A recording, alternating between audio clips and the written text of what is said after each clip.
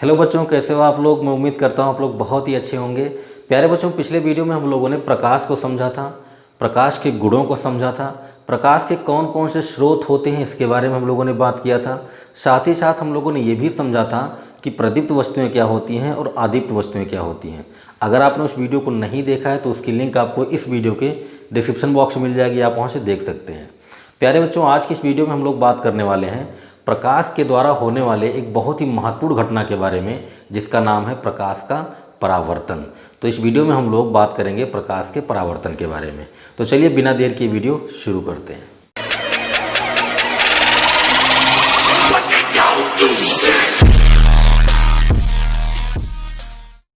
प्यारे बच्चों, बात करें प्रकाश के परावर्तन की तो इसे हम लोग अंग्रेजी में रिफ्लेक्शन ऑफ लाइट बोलते हैं। और ये एक ऐसी घटना होती है जिसका हम लोग अपने दैनिक जीवन में ज़बरदस्त तरीके से उपयोग करते हैं। मैंने आपको पिछले वीडियो में बताया था कि अगर आपको कोई भी वस्तु देखनी है तो आप क्या करते हैं, उस वस्तु पर प्रकाश डालते हैं, प्रकाश जाता है, टकराता है, टकरा कर वापस आपकी आँख की रेटिना पर पड़ता है और आपको वस्तु स्पष्ट रूप से दिखाई देने लगता है। तो ये जो घटना हो रही है, ये कौन सी घटना है? परावर्तन की घटना है। अगर आप कोई भी वस्तु देख पा रहे हैं, कोई भी वस्तु देख पा रहे हैं, तो वहाँ पर कौन सी घटना हो रही है? परावर्तन की घटना हो रही है। जैसे आप मुझे देख पा रहे हैं, ऐसा क्यों हो रहा है? क्योंकि यहाँ पर जो बल्ब लगे हैं, जो लाइट लगी है, उस वहाँ से प्रकाश निकल रहा है, मेरे ऊपर आ रहा है और टकरा कर इस कैमरे पर जा रहा है, जिससे आपको मैं स्पष्ट रूप से दिखाई दे रहा हूँ। तो अगर आप कोई भी वस्तु देख पा रहे हैं तो वहाँ पर कौन सी घटना होगी? वहाँ पर परावर्तन की घटना होगी। परावर्तन को समझने के लिए हमारे आसपास बहुत सारे उदाहरण देखने को मिलते हैं। जैसे मैं एक छोटा सा एग्जांपल लेता हूँ।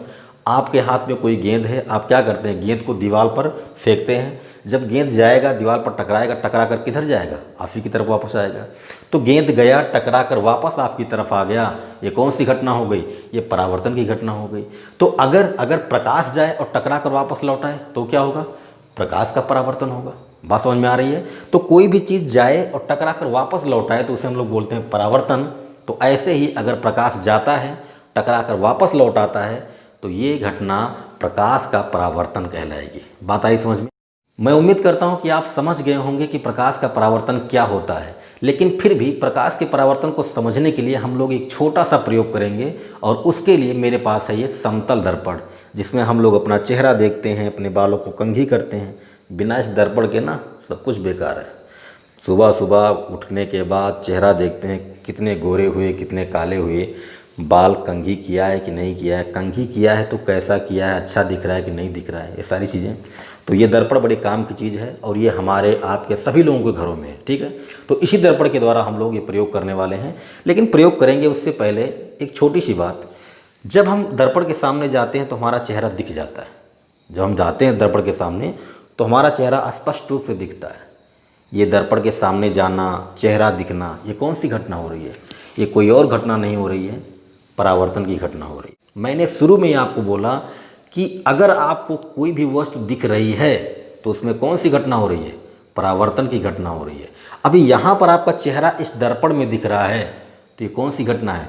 परावर्तन की घटना है। अच्छा, एक बात हमेशा ध्यान रखिएगा कि जिस वस्तु को आपको देखना है, आप उस वस्तु पर प्रकाश डालते हैं, उस वस्तु पर डालते हैं। जैसे अगर मुझे चेहरा देखना है और मेरे कमरे में अंधेरा है तो मैं क्या करूँगा?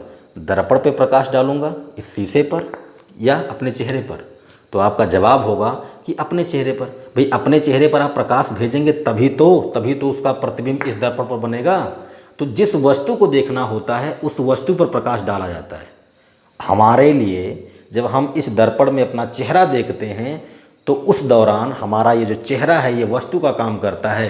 तो प्रकाश कहाँ पड़ना चाहिए? इस दर्पण पर या चेहरे पर? तो जवाब है कि चेहरे पर पड़ना चाहिए, तभी दर्पण में स्पष्ट रूप से चेहरा दिखेगा, ठीक है। तो ये तो बात हो गई हमारे और दर्पण के बीच की।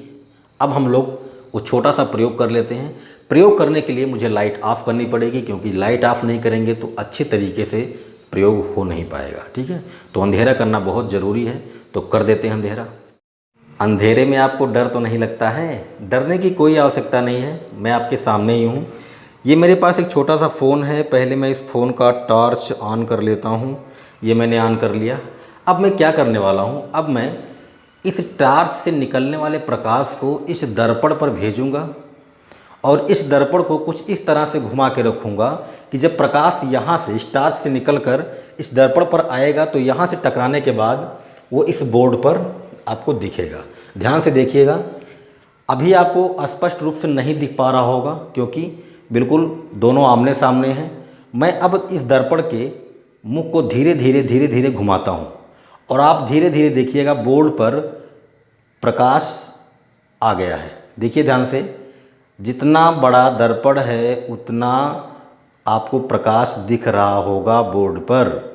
और मैंने पिछली क्लास में भी आपको बताया था कि जितने दूरी में, जितने स्थान पर, जितने हिस्से पर प्रकाश पड़ता है उतनी वस्तु हमें दिखाई देती है। तो ये जो दर्पण का अगला हिस्सा जो चिकना वाला तल है, इतने पर प्रकाश जा रहा है और वहाँ से परावर्तित होकर आपको बोर्ड पर दिख रहा है। दिख रहा है ना?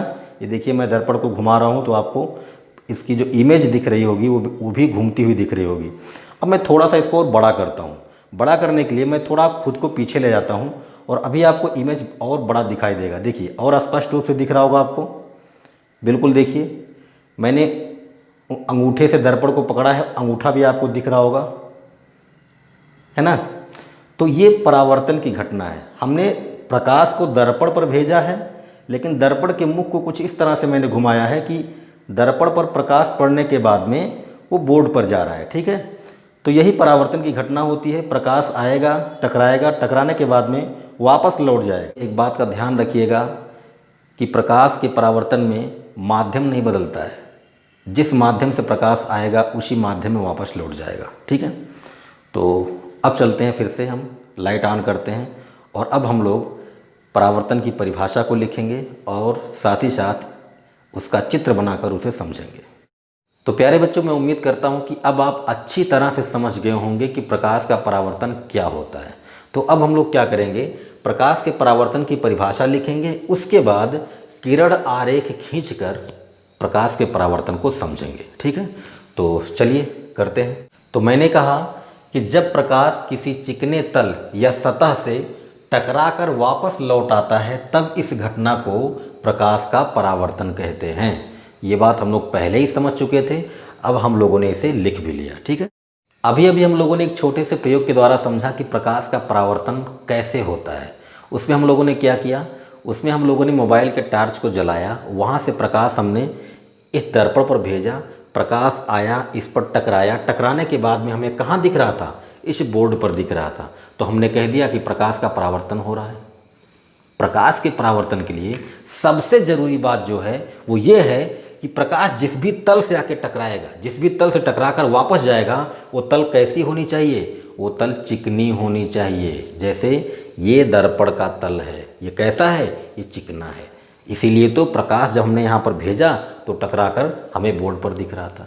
तो ये बात हमेशा याद रखिएगा कि प्रकाश के परावर्तन के लिए सतह या तल जिस पर भी आप प्रकाश भेज रहे हैं वो कैसा होना चाहिए, चिकना होना चाहिए। ठीक है, तो ये तो हो गई परिभाषा इसकी। अब हम लोग इसका चित्र बनाएंगे और चित्र बनाकर समझेंगे कि प्रकाश का परावर्तन किस प्रकार होता है। ठीक है, तो देखिए ये दर्पण है भाई। प्रकाश के परावर्तन को समझने के लिए दर्पण से अच्छा कोई हमारे पास उपकरण हो ही नहीं सकता।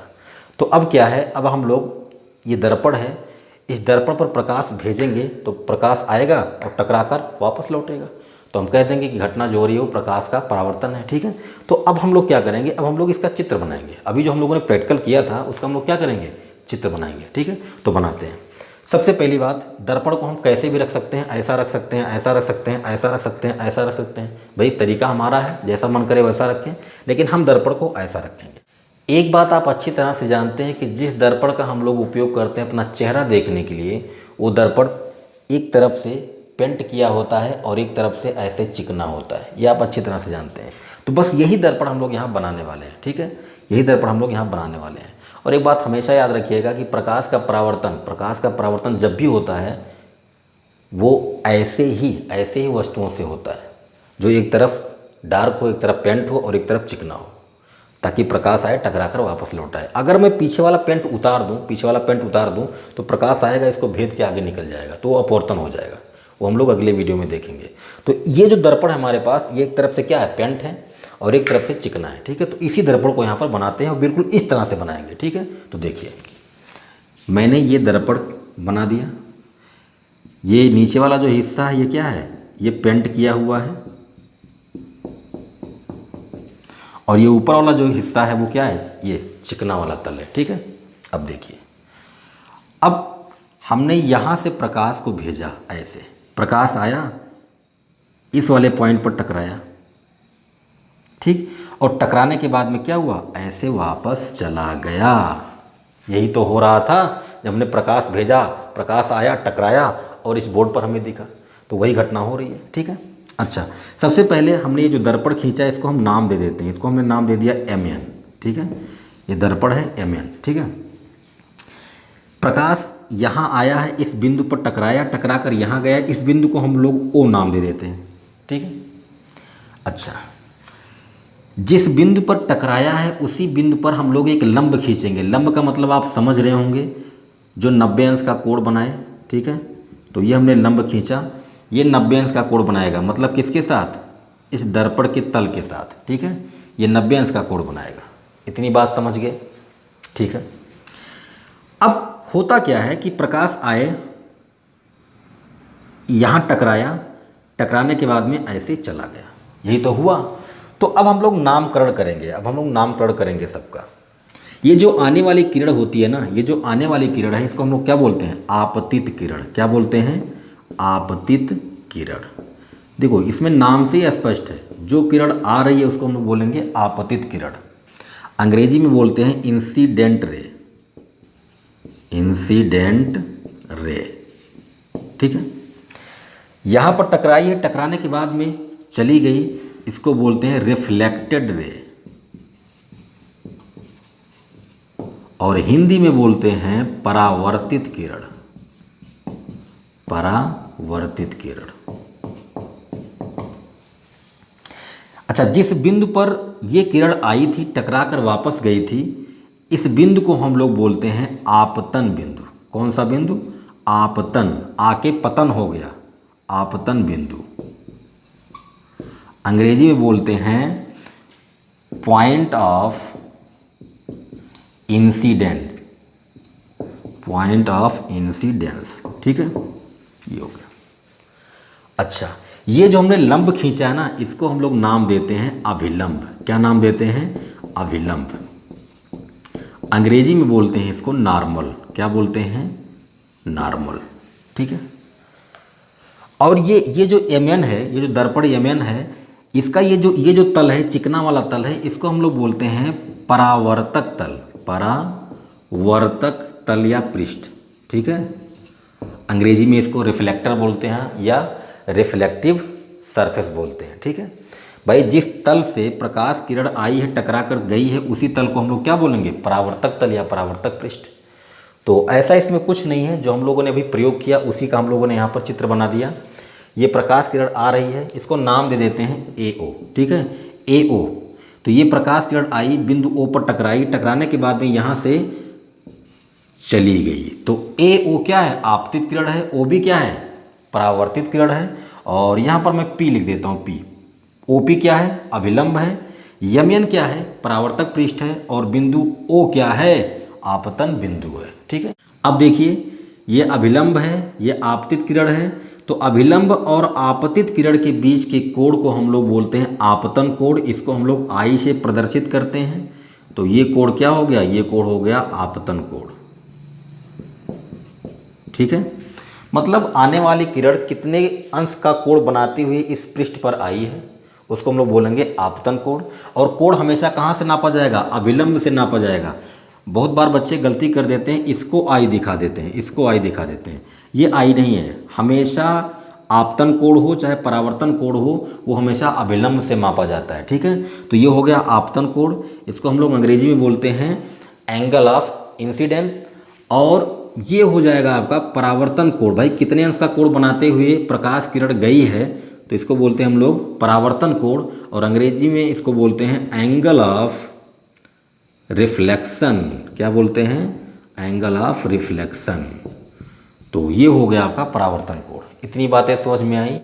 तो ये हो गया प्रकाश के परावर्तन का चित्र। इसे देखकर आप अच्छी तरह से समझ सकते हैं कि प्रकाश का परावर्तन किस प्रकार से होता है और इसमें कुछ नया नहीं है, अभी हम लोगों ने जो प्रयोग किया उसी का मैंने यहाँ पर चित्र बना दिया। ठीक है, तो एक बार मैं फिर से आपको समझा देता हूँ। देखिए, सबसे पहले यमन की बात करें तो यमन क्या है? यमन परावर्तक पृष्ठ है, मतलब इसी पृष्ठ पर, इसी तल पर परावर्तन होना है।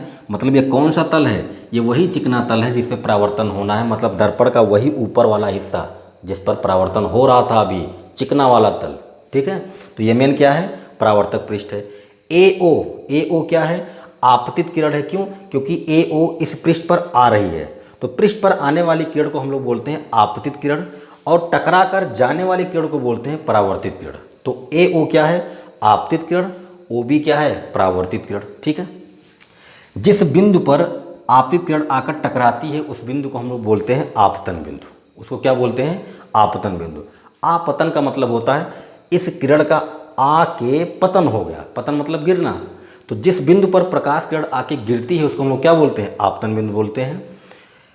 इस पृष्ठ पर हमने एक लंब डाला था, ओपी है ना, ओपी, इसको हमने क्या कहा? अभिलंब कहा। तो पृष्ठ पर डाले गए लंब को हम लोग बोलते हैं अभिलंब। ठीक है, अभिलंब और आपतित किरण के बीच के कोण को हम लोग बोलेंगे आपतन कोण, और अभिलंब और परावर्तित किरण के बीच के कोण को बोलेंगे परावर्तन कोण। तो ये हो गया प्रकाश के परावर्तन का चित्र। आप इसे नोट करें, उसके बाद हम लोग आगे बढ़ते हैं। प्यारे बच्चों, अब हम लोग बात करेंगे परावर्तन के प्रकार के बारे में। तो परावर्तन के प्रकार की बात करें तो ये दो प्रकार का होता है। एक होता है नियमित परावर्तन और एक होता है विसरित परावर्तन। नियमित को हम लोग बोलते हैं रेगुलर रिफ्लेक्शन और विसरित को हम लोग बोलते हैं डिफ्यूज्ड रिफ्लेक्शन। तो आइए समझते हैं कि नियमित परावर्तन और विसरित परावर्तन क्या होता है। नियमित परावर्तन में क्या होता है कि प्रकाश किरणें एक साथ आती हैं, पृष्ठ पर टकराती हैं और टकराने के बाद में एक साथ एक ही दिशा में चली जाती हैं। वो नियमित परावर्तन होता है, जिसका हम लोगों ने अभी प्रयोग किया, जिसका हम लोगों ने यहाँ पर चित्र बनाया अभी कुछ देर पहले। वो कौन सा परावर्तन था? वो नियमित परावर्तन था। तो हम लोग जो परावर्तन पढ़ेंगे या जो पढ़ रहे हैं वो कौन सा परावर्तन है? वो नियमित परावर्तन है। ठीक है, विसरित परावर्तन में क्या होता है कि प्रकाश किरणें आती तो एक साथ हैं, लेकिन पृष्ठ पर टकराने के बाद में अलग अलग दिशाओं में जाने लगती हैं। तो अगर ऐसा कोई परावर्तन हो रहा है तो उसको हम लोग बोलेंगे विसरित परावर्तन। ठीक है, अब यहाँ पर मैंने दो चित्र बनाया है। एक चित्र ये है, ये नियमित परावर्तन का है, और ये वाला चित्र है विसरित परावर्तन का। ठीक है, नियमित परावर्तन में क्या होता है कि जो किरणें आ रही हैं वो समांतर होंगी, और जो किरणें जा रही हैं वो भी समांतर होंगी। मतलब आने वाली किरणें समांतर होती हैं, जाने वाली किरणें भी समांतर होती हैं। तो अगर ऐसा कोई परावर्तन हो रहा है तो वो कौन सा परावर्तन है? नियमित परावर्तन है। और इस वाले में देखो, आने वाली किरणें समांतर तो हैं लेकिन जाने वाली किरणें समांतर नहीं है। एक किरण ये हो गई, दूसरी किरण ये जा रही है, तीसरी किरण ये जा रही है, तो ये तीनों कहाँ समांतर हैं? तो आने वाली किरणें तो समांतर हैं, आ रही हैं एक साथ एक ही दिशा से, लेकिन टकराने के बाद में अलग अलग दिशाओं में जाने लगती हैं। तो अगर ऐसा कोई परावर्तन हो रहा है तो कौन सा परावर्तन है? विसरित परावर्तन है। तो ये तो हो गए परावर्तन के प्रकार। अब हम लोग बात करेंगे परावर्तन के नियम की। परावर्तन के नियम की बात करें तो परावर्तन के दो नियम होते हैं। पहला होता है आपतित किरण, परावर्तित किरण तथा आपतन बिंदु पर खींचा गया अभिलंब तीनों एक ही तल में होने चाहिए। ये हो गया आपतित किरण, ये हो गया परावर्तित किरण, और ये हो गया अभिलंब। ओ ए क्या है? आपतित किरण। ओ बी क्या है? परावर्तित किरण। और ओ पी क्या है? अभिलंब है। ये तीनों एक ही तल में होने चाहिए। मतलब अगर आपतित किरण इस बोर्ड पर है, परावर्तित किरण इस बोर्ड पर है, तो अभिलंब भी इसी बोर्ड पर होगा। अगर आपतित किरण मेरी हथेली पर है, परावर्तित मेरी हथेली पर है, तो अभिलंब भी मेरी हथेली पर होगा। अगर आपतित किरण जमीन पर पड़ा है, परावर्तित किरण जमीन पर है, तो अभिलंब भी जमीन पर होगा। तीनों एक ही तल में होंगे। बात आई समझ में? तो अगर ऐसा है कि आपतित किरण, परावर्तित किरण और अभिलंब तीनों एक ही तल में हैं, तो उस नियम को हम लोग बोलते हैं परावर्तन का पहला नियम। ठीक है, दूसरा नियम क्या कहता है कि भाई आपतन कोण और परावर्तन कोण दोनों बराबर होने चाहिए। आपतन कोण क्या है? आई, परावर्तन कोण क्या है? आर। तो आपतन कोण और परावर्तन कोण बराबर होने चाहिए। अगर है तो उसे हम लोग बोलेंगे परावर्तन का दूसरा नियम। बात आई समझ में?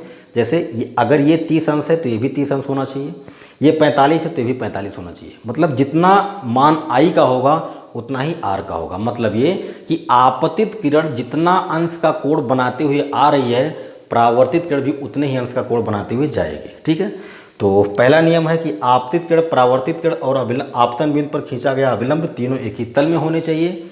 दूसरा है कि आपतन कोण और परावर्तन कोण बराबर होने चाहिए।